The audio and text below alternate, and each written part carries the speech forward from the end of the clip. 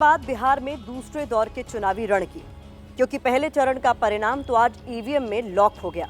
121 सीटों पर मतदाताओं ने उम्मीदवारों की किस्मत का फैसला कर दिया। पहले दौर की वोटिंग के बीच ही सेकेंड फेज की सियासी सीरीज के टीजर भी रिलीज हो गए। फाइनल फेज के रण को किस दिशा में ले जाने की कोशिश होगी, इसके संकेत भी आज ही मिल गए। केंद्रीय मंत्री गिरिराज सिंह ने फर्स्ट फेज की वोटिंग के बीच भूरा बाल, बुर्का और मुसलमान की एंट्री करा दी। सेकेंड फेज के लिहाज से इन तीनों मुद्दों की क्या अहमियत है, इनका क्या सियासी संदेश है, आज कवर स्टोरी में इसका ही विश्लेषण आपके लिए होगा। शुरुआत गिरिराज सिंह के बुर्का वाले बयान के साथ करते हैं, जो उन्होंने एबीपी न्यूज संवाददाता शशांक कुमार के साथ बातचीत में दिया है। धर्म को मुद्दा बना रहे हैं। मैं उनसे प्रार्थना करता हूं कि धर्म को मुद्दा मत बनाएं। जैसे बुर्का में अगर कोई वोटर आती है, महिलाएं, अब कभी कभी तो पहले ऐसा होता था पुरुष भी बुर्का में आ जाते थे और बोगस वोट पोलिंग करते थे। तो ऐसी स्थिति में मेरा मानना है कि बुर्का उठवाने के लिए चुनाव आयोग ने एक प्रयास किया है, एक व्यवस्था दी है और इस पर किसी को धर्म से नहीं जोड़ना चाहिए। बुर्के की आड़ में बोगस वोटिंग होती रही है, आपका ये होती रही है, इसलिए बुर्के की चेकिंग होगी। और कोई इसका विरोध करते हैं तो वो संविधान का विरोध है। वैसे तो गिरिराज सिंह की हिंदू मुस्लिम पॉलिटिक्स और बुर्का विरोध नया नहीं है, लेकिन इस बुर्के वाले बयान की जो टाइमिंग है वो काफी अहम है। ये बयान पहले दौर की वोटिंग के बीच दूसरे दौर के रण को साधने के लिए दिया गया है, क्योंकि दूसरे फेज में सीमांचल के इलाके में मतदान होना है। इस इलाके में मुसलमानों की आबादी काफी ज्यादा है। यही वजह है कि बीजेपी की तरफ से दूसरे दौर की चुनावी लड़ाई को हिंदू मुस्लिम वाली पिच पर ले जाने की कोशिश हो रही है। सीमांचल में वोटिंग से पहले ध्रुवीकरण का कार्ड भी चला जा रहा है। बुर्के की आड़ में बोगस वोटिंग होती रही है, आपका ये होती रही है, इसलिए बुर्के की चेकिंग होगी। बुर्का हम लोग का सेफ्टी है, इसीलिए हम लोग पहनते हैं। इस्लाम का जो चीज है इसको हटा करके क्यों हम देंगे वोट। तो बिहार में एक बार फिर मुस्लिम महिलाओं का बुर्का ट्रेंड कर रहा है। गिरिराज सिंह के बयान का मुस्लिम महिलाएं विरोध कर रही हैं। हालांकि गिरिराज सिंह को इस विरोध में ही वोट का विटामिन मिलने की उम्मीद है, क्योंकि मुसलमान और बुर्के की जितनी चर्चा होगी उतना ही बीजेपी के हिंदुत्व और धर्म वाली सियासत पिच मजबूत होगी और इसका फायदा बीजेपी सीमांचल के चुनावी रण में उठाने की कोशिश करेगी, क्योंकि सीमांचल मुस्लिम बहुल आबादी का इलाका है। सीमांचल के किशनगंज जिले में मुस्लिम आबादी 68% है, कटिहार में 44%, अररिया में 43% और पूर्णिया में 39% मुसलमान हैं। मुसलमानों को पारंपरिक तौर पर आरजेडी का वोटर माना जाता है। हालांकि बीते चुनाव में ओवैसी की पार्टी ने आरजेडी के मुस्लिम वोटों में सेंध लगाने का काम किया है। सीमांचल के क्षेत्र में विधानसभा की 24 सीटें आती हैं। इसमें बीजेपी के पास 8, जेडीयू के पास 4 और आरजेडी के खाते में 1 सीट है। सीमांचल में कांग्रेस को पिछले चुनाव में 5, एआईएमआईएम को 5 और सीपीआई-एमएल को 1 सीट मिली थी। ये नतीजे बताते हैं कि ओवैसी ने सीमांचल में आरजेडी और कांग्रेस का मुसलमान वोट अपने पाले में किया है। इस बार भी ओवैसी चुनाव मैदान में ताल ठोक रही हैं। सीमांचल में काफी सक्रिय हैं। अरे ओवैसी साहब हिंदू मुस्लिम सबको एक साथ लेके चले हैं। हमारा उंगल काट के गिर जाएगा नीचा में, फिर भी हम पतंग छाप को वोट देंगे। इसीलिए शिक्षा के निर्णय पर मोहम्मद मोतीउर रहमान आईएम प्रत्याशी से पतंग छाप पर। इस बीच बुर्के वाला बयान देने के पीछे गिरिराज सिंह की कोशिश वोटों का ध्रुवीकरण करना है, क्योंकि सीमांचल में आरजेडी, एआईएमआईएम और लेफ्ट पार्टियों के बीच मुस्लिम वोटों के बिखराव की संभावना है और इसका नुकसान महागठबंधन को होने की आशंका है। दूसरी तरफ बीजेपी की कोशिश हिंदुत्व और धार्मिक कार्ड के सहारे हिंदू वोटों को एकजुट करने की है। ये और बात है कि बीजेपी की सहयोगी जेडीयू मुस्लिम वोटरों पर डोरे डाल रही है। नीतीश कुमार ने लगभग 10 गुना बजट अल्पसंख्यक कल्याण के बजट को बढ़ाने का काम किया और लगातार मदरसों पर उन्होंने काम किया। जो गिरिराज सिंह जी ने कहा है कि वोट के लिए काम देखना चाहिए। दूसरी तरफ चिराग पासवान गिरिराज के बयान से सहमत नहीं है। मैं ये मानता हूं कि हर धर्म की भावना का सम्मान करते हुए गलत चीज भी नहीं होनी चाहिए, इस बात को भी हम लोग को सुनिश्चित करना है।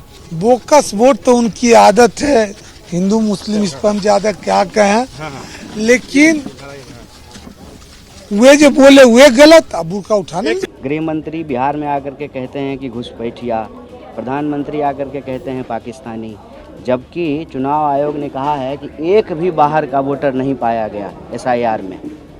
या तो चुनाव आयोग कह दे कि उसकी प्रक्रिया में गड़बड़ी है, या भाजपा के लोग कह दें कि वो राजनीतिक जुमलेबाजी करते हैं। फिलहाल सीमांचल के चुनावी रण की पिच सेट हो चुकी है। इस पिच पर मुसलमान, बुर्का और घुसपैठिया कार्ड के इर्द गिर्द जुबानी बैटिंग भी शुरू हो चुकी है।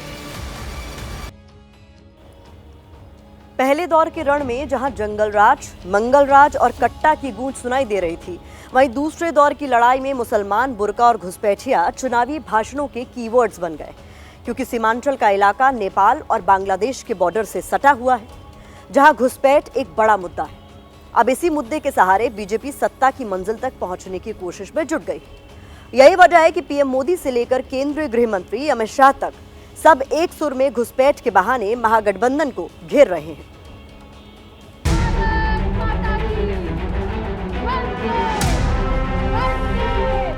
साथियों, कांग्रेस हो, आरजेडी हो, इन्हें देश की सुरक्षा से कोई मतलब नहीं है। इन्हें देश की आस्था से भी कोई मतलब नहीं है। इसलिए सब लोग हमारी आस्था, हमारी संस्कृति का भी अपमान करते हैं। ये घुसपैठियों के दबाव में, वोट बैंक की राजनीति में उनकी कोई मजबूरी है, समझ गए। ये लालू चाचा मखाना बोर्ड बना सकते हैं क्या? ये राहुल जी बना सकते हैं? अगर वो आ गए ना तो घुसपैठिया बोर्ड बनेगा, घुसपैठिया बोर्ड बनेगा।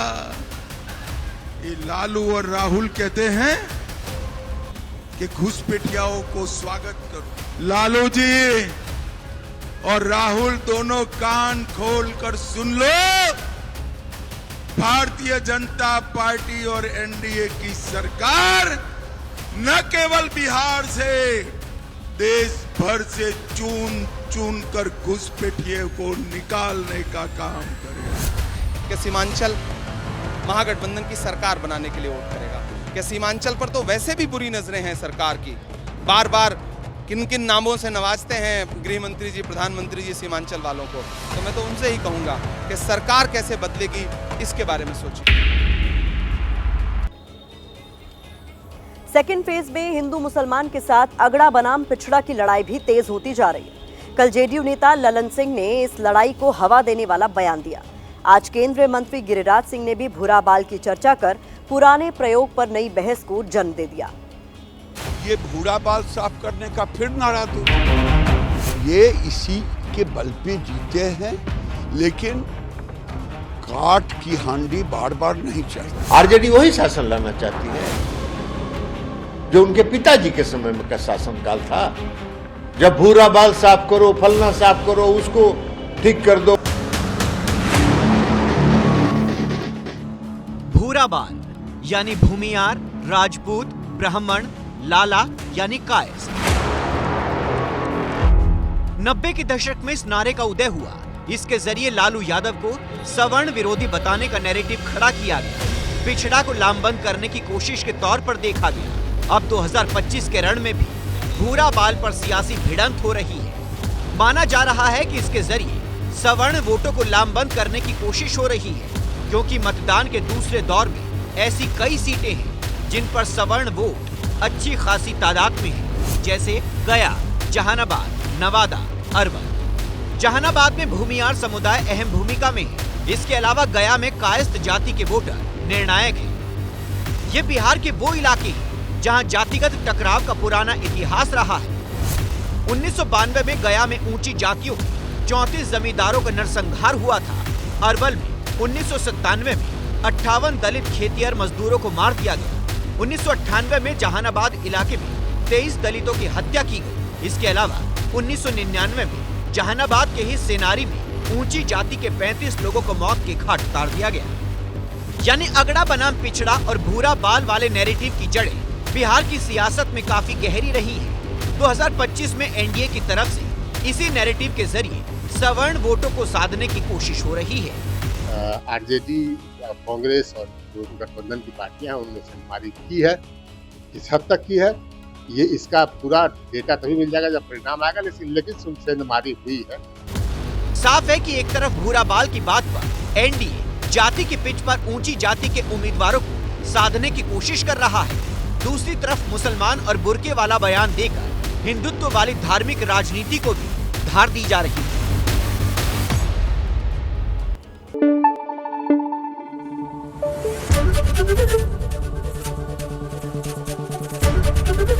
एबीपी न्यूज आपको रखे आगे।